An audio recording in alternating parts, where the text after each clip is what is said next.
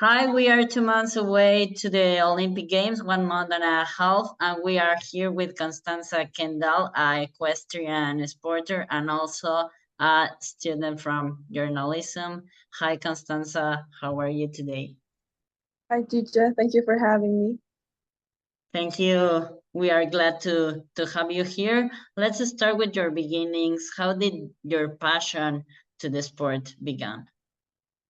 Well, I started riding and interacting with horses when I was 3 years old, and it was my mother who started all of it because she always liked horses as animals. And she told me that one day she decided to go for a walk with me and took me to some stables around our house in Portugal.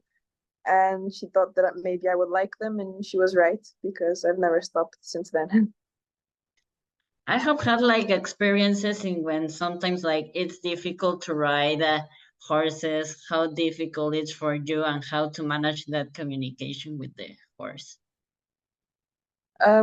Well, I guess each horse is different. They all have different personalities, just like us. And obviously they don't speak. So the trick is to listen and observe and create a bond with them. So eventually you can learn to read them and, well, better interact with them and work together. Okay, and we are talking about the challenges. What are other challenges that a equestrian athlete can present? Well, I'd say obviously also again each horse is different, so it's a bit hard to get to know each horse and how to create a bond with them, and some you don't get along with, others you do really well, and that's hard because it takes time.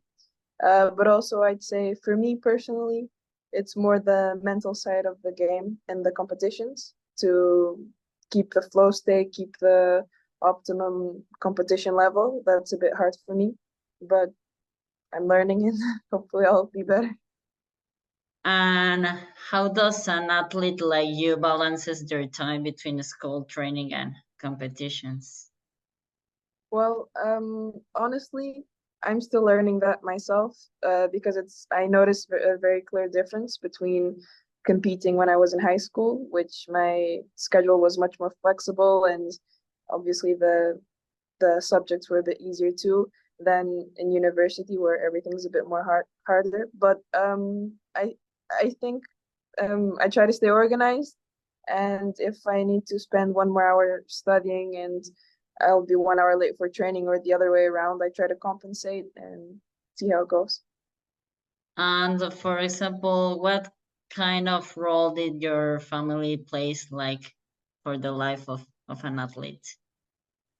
Well, my family is very connected to tennis, and so they have experience with, well, my brothers playing tennis and my cousins, but not so much with horse riding. So we kind of learned everything together and the competition side of it, which was nice.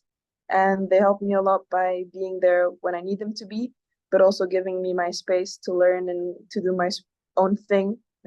So yeah, they help me up after every fall, but they also give me my space. You can tell us a little bit in what competitions do you participate so the audience can uh, get know more about you. Well, I compete in show jumping, the jumping discipline of equestrian, and I had only competed in Portugal, mostly in national competitions and a few internationals. And now that I moved here to Spain, I do the same. And yeah, I compete in the 120, 130 classes this year. Last year, I started doing the small Grand Prix in Portugal, national level, which were 135. And yeah, now trying to get back to that level again. And how do you see the sport in general compared Portugal to Spain? In which one you have feel like there's more competition? I think the sport's very good in both, but I do notice a significant difference from Spain to Portugal. I feel like in Spain, because it's a much bigger country, we have much more people, many more shows than in Portugal. Like every week we can go to a different place, and here in the north of Spain we have quite a lot, quite close to us, which is very good. And yeah, I think that maybe it's more competitive here in Spain, but it's very nice. And like, what have been your best results so far? So far this year, in February, I went to the south of Spain to an international competition called Sunshine Tour, and I've got some good placings in the 120 class. I got an 11th place, a 6th place, and a 3rd place out of 140 riders. 130, 140, depending on the week, but I was very happy. You can tell us like an anecdote or with your friends from the sport or something that has happened that you remember from the competitions, Um, or a happiest moment. Do you remember? well, my happiest moment was last year in June when I jumped my first small Grand Prix, and I was very happy because I finished, I think, top 10 again, and I was very, very happy. And when I got my first horse when I was 12 years old, yeah, that was also a very, very special moment. But I try to be happy with every small goal, whether in trainings or competitions. Each time I accomplish a small goal, I try to be happy. And how like an athlete stays focused when the results are not like as they expected? Well, um, I feel like in my sport it's a little bit harder. I don't know, I'm biased, but I think it's a little bit harder because we deal with another being, with another brain, with that has emotions, has things they like, they don't like, has good days and bad days. So it's a bit, and they don't speak, so it's a bit complicated because sometimes it's our fault, sometimes it's their fault, usually it's our fault.